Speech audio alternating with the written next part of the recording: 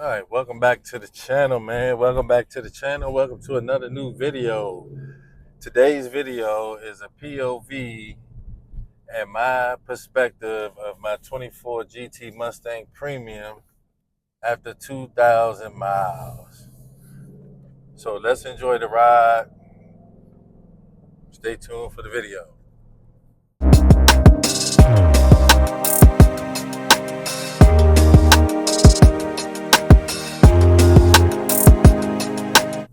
All right, as you heard from the intro, this is my perspective of my 24 GT Mustang Premium in Radiant Red Tech Coat. Just wanted to do a POV style video where I talk to you guys about some of the things that I've experienced over the first 2,000 miles of ownership.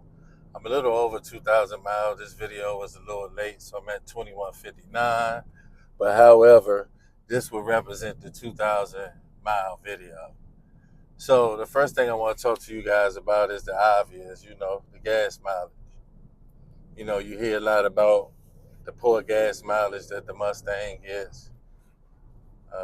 You hear people complaining, oh, the Mustang is trash. Anytime that you own a V8, you're subject to suspect gas mileage. I don't care if it's a Charger, Challenger, Mustang, Camaro, whatever the V8 is, you're subject to suspect gas mileage. You know what I mean? So it is what it is. We know what we're getting into when we buy these vehicles.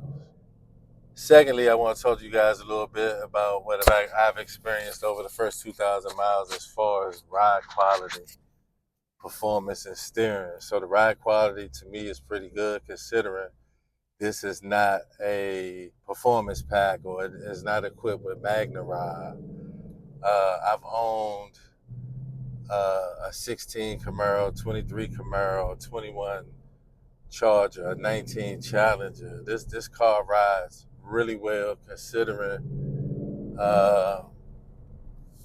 it rides on Continental Pro Contact tires. I think that made a world of difference. You guys who've been into performance cars, on the Pirelli P0s, other than a week like we had last week or this week, those tires ride rough. In my humble opinion, they ride super rough. But these Continental Pro Contacts have been doing the job in this weather. They ride well. It keeps the ride consistent and smooth. But with a performance car that sit this low, yeah, you'll see a little shake in the camera and all that kind of stuff, but you don't feel the hard bumps inside the car. The other thing I want to talk to you guys about over my experience over the first couple thousand miles is that the interior, I think they did a great job. Haven't had any issues with it. I've heard some complaints from other Mustang owners that they didn't really care for the half-powered seat. And what I mean by half-powered seat is the lower half of the seat is power. The back support part is manual.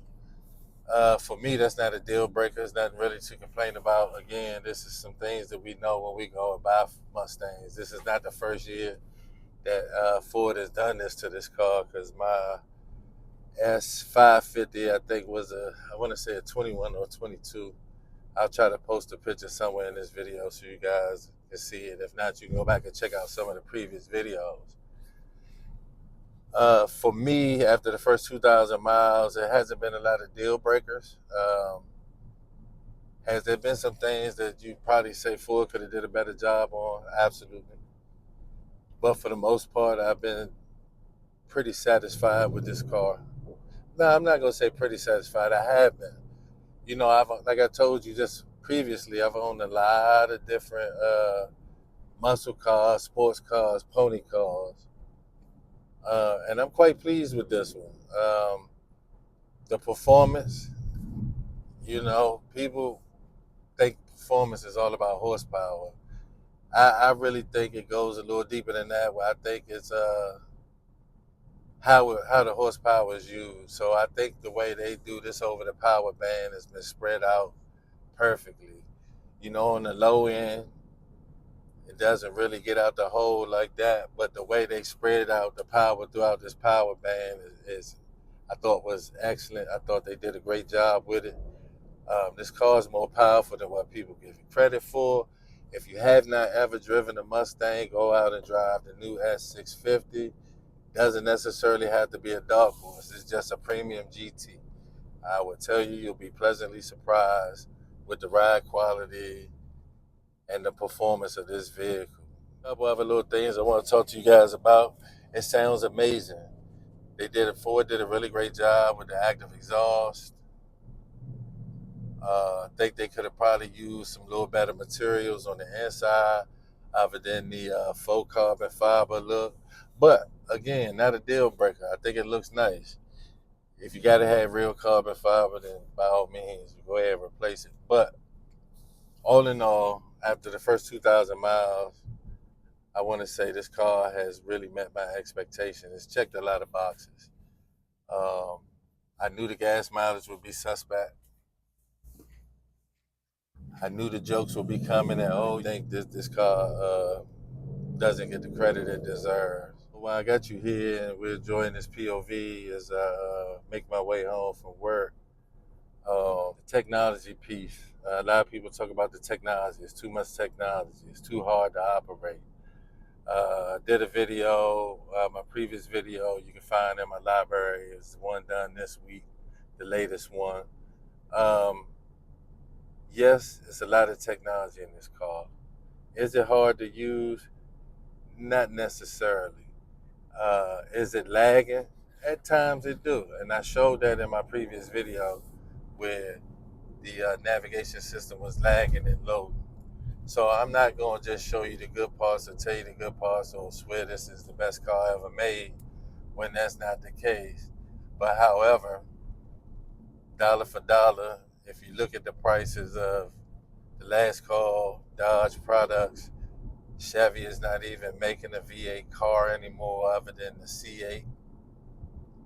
What value for your dollar can you do better than the GT Mustang Premium? Now, when you start getting into the dark horse trims, the GTDs, the Super Snakes, and all that, then yeah, you talking some big bucks. Then you talking C8 money. You talking last call money.